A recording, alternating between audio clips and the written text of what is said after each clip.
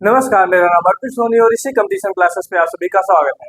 जैसा कि आप सभी लोग जानते हैं कि इस समय नोबेल प्राइज को डिस्ट्रीब्यूट किया जा रहा है और हर एक दिन नोबेल प्राइज दिया जाता है। जैसे कि नोबेल प्राइज अलग अलग फील्ड में दिया जाता है, जैसे फिजिक्स में, लिटरेचर में और इकोनॉमिक में, अलग अलग टाइप में दिया जाता है। तो अभी रिसेंटली फिजिक्स के फील्ड में नोबेल प्राइज डिस्ट्रीब्यूट किया गया है और ये जो नोबेल प्राइज दिया गया है जिन साइंटिस्ट को, वो क्वांटम टनलिंग के फील्ड में कुछ नया डिस्कवरी किए हैं या फिर कुछ नया ब्रेक थ्रू किए हैं। तो आज की वीडियो में हम यही जानेंगे कि किन किन को ये नोबेल प्राइज फिजिक्स में दिया गया है और ये क्वांटम टनलिंग होता क्या है, क्वांटम टनलिंग में इतना जो इसमें किया गया है, कितना बड़ा ब्रेक थ्रू है और इससे फ्यूचर में क्या क्या चीजें हो सकती हैं। तो आज की वीडियो में हम यही जानेंगे। जैसे कि आप सभी को पता होगा कि ये तीन साइंटिस्ट है, इन तीन साइंटिस्ट को नोबेल नोबेल प्राइज दिया गया है फिजिक्स में। इन्होंने क्या किया, नोबेल प्राइज होता क्या है?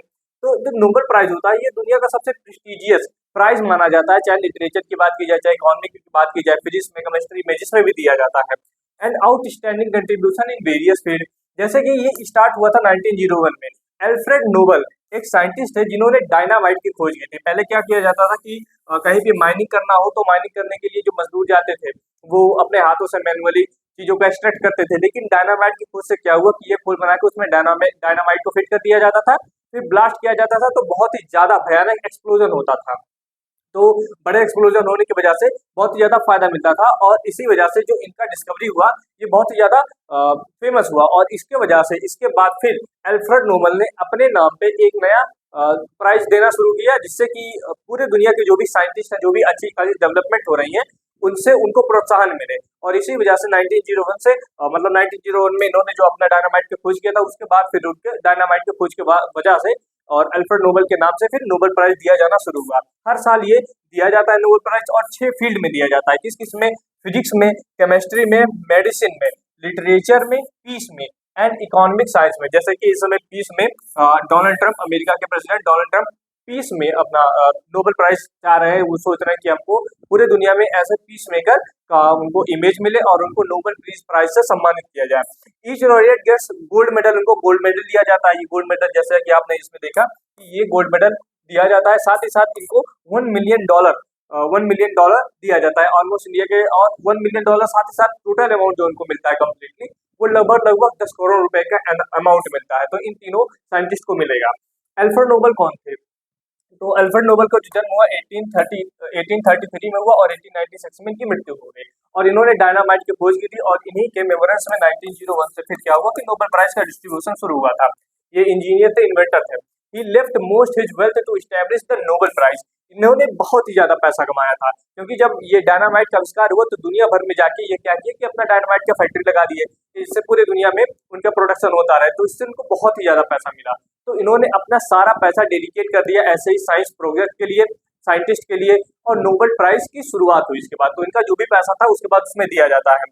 His goal to reward those who have the conferred the greatest benefit to humankind, मतलब जो भी ह्यूमन काइंड के लिए सबसे बढ़िया काम करेगा उसी को ये नोबेल प्राइज दिया जाएगा। वो खुद डायनामाइट बना के गए, जिससे कि मास लेवल पे डिस्ट्रक्शन क्रिएट हुआ। वर्ल्ड वार 2 में हमने देखे कि इतना भयंकर तरीके से डायनामाइट का यूज किया गया एक्सप्लोजन के लिए, लेकिन उन्होंने मैन काइंड के बेनिफिट के लिए नोबेल प्राइज देने के लिए बात कही। ये नोबेल प्राइज जब दिया जाता है तो उनको ये गोल्ड मेडल दिया जाता है। ये अल्फ्रेड नोबल है जिनका पिक्चर लगा होता है नोबेल प्राइज के इस सिक्के पे।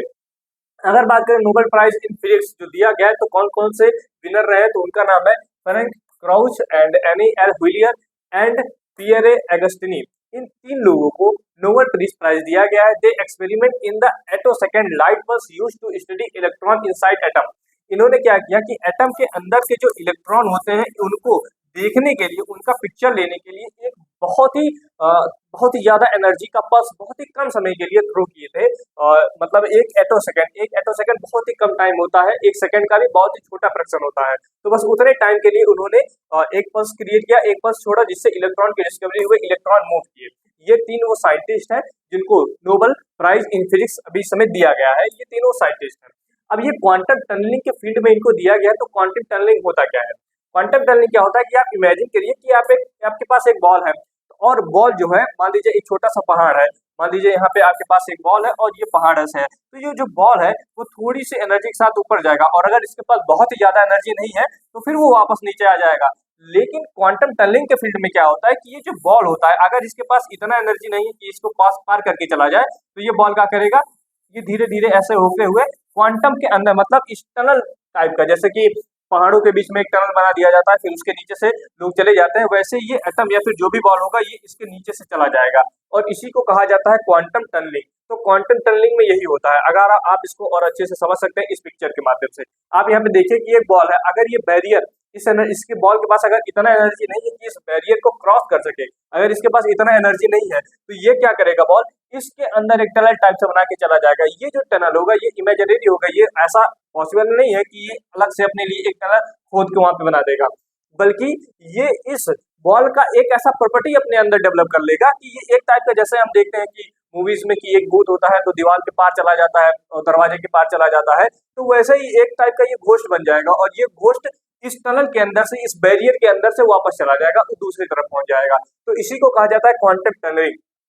ये बहुत ही ज्यादा इंपॉर्टेंट और बहुत ही ज्यादा बड़ा फिनोमिना होता है। जैसे कि आप, अगर मैं आपसे कहूँ कि आप एक बॉल लीजिए आप और इसको दीवार पे मारिए, तो क्लासिकल फिजिक्स में क्या होता है कि बॉल दीवार से टकराने के बाद वापस आपके हाथों में आ जाता है, लेकिन क्वांटम फिजिक्स में क्या होगा कि एक ऐसी पॉसिबिलिटी बनेगी कि वो बॉल दीवार के पार चला जाएगा, और इसी को कहा जाता है क्वांटम टनलिंग। तो क्वांटम टनलिंग एक बहुत ही बड़ा, बहुत ही इंटरेस्टिंग फिनोमिना है, और इसकी डिस्कवरी से बहुत ही ज्यादा फायदा होगा ह्यूमन काइंड को। अगर बात करें क्वांटम टनलिंग और आगे, तो ये थिंक करिए कि जैसे ये जो बॉल है एक टाइप का घोस्ट है, और जो घोस्ट है दीवार के दूसरी तरफ पहुंच जाता है, उसी तरह ये जो इलेक्ट्रॉन है ये भी दूसरी तरफ, बैरियर के दूसरी तरफ पहुंच जाएगा, यानी कि इलेक्ट्रॉन अपने अंदर एक घोस्ट वाली प्रॉपर्टी डेवलप कर लेगा। इसी को कहा गया है in everyday technology quantum tunnelling happens in tunnel diodes. Tunnel diode के थ्रू हम देख सकते हैं कि हमारे डेली लाइफ में क्वांटम टनलिंग जैसे फिनोमिना इस समय क्रिएट होते रहते हैं, क्योंकि अगर हम क्वांटम लेवल पर चीजों को बहुत ही अच्छे से समझ जाएंगे तो हम अपने यूनिवर्स के बारे में बहुत ही अच्छे तरीके से समझ जाएंगे, इसलिए क्वांटम टनलिंग बहुत ही ज्यादा इंपॉर्टेंट होता है।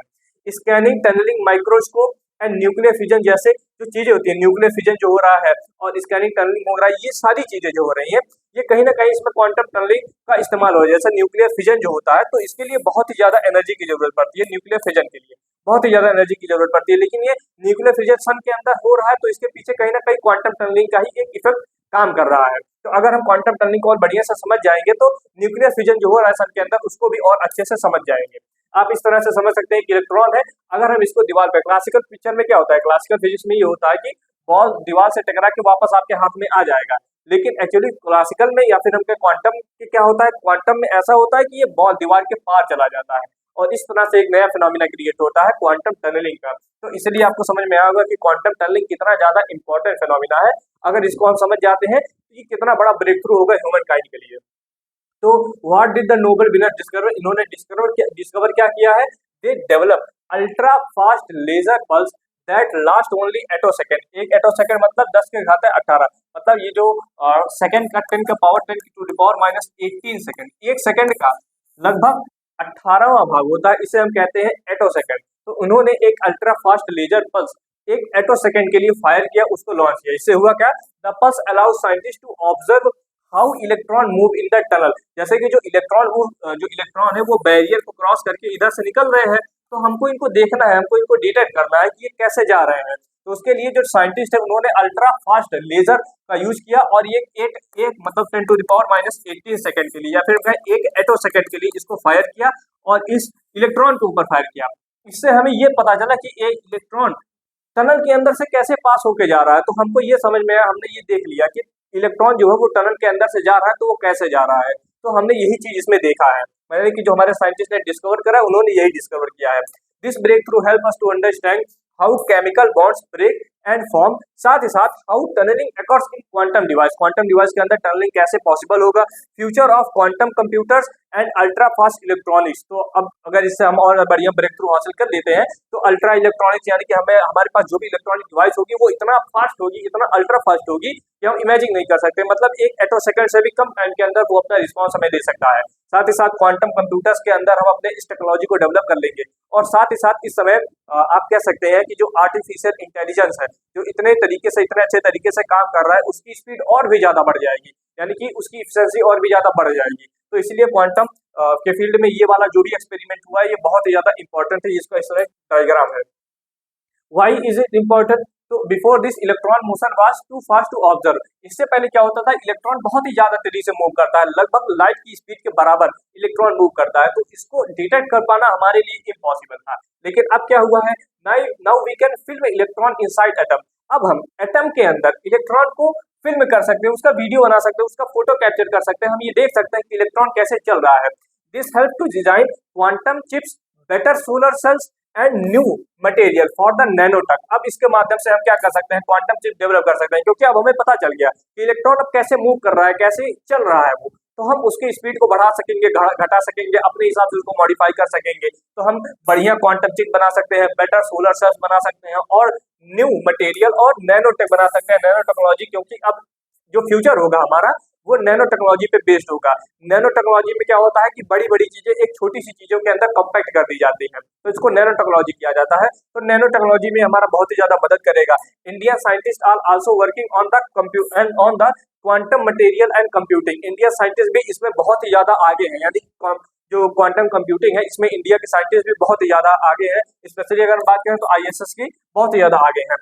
This discovery gives a major boost to India's quantum mission. अब इससे हमें इंडिया का जो भी क्वांटम मिशन है इससे हमें और भी ज्यादा आगे बूस्ट मिलेगा और हम और भी ज्यादा एडवांस अपने चीजों को कर पाएंगे। तो आई थिंक आपको समझ में आया होगा कि फिजिक्स के फील्ड में ये जो नोबेल प्राइज दिया गया है, तो ये क्वांटम टनलिंग क्यों इतना ज्यादा इंपॉर्टेंट है और इसीलिए ह्यूमन काइंड के लिए आगे चल के बहुत ही ज्यादा बढ़िया आशीर्वाद साबित होगा। तो आई थिंक आपको सबको समझ में आया होगा। अगर आपको कोई भी डाउट होता है तो आप कमेंट सेक्शन में हमसे पूछ सकते हैं, हम आपको इसका रिप्लाई देंगे। हम आपसे मिलते हैं फिर नेक्स्ट वीडियो में, तब तक के लिए जय।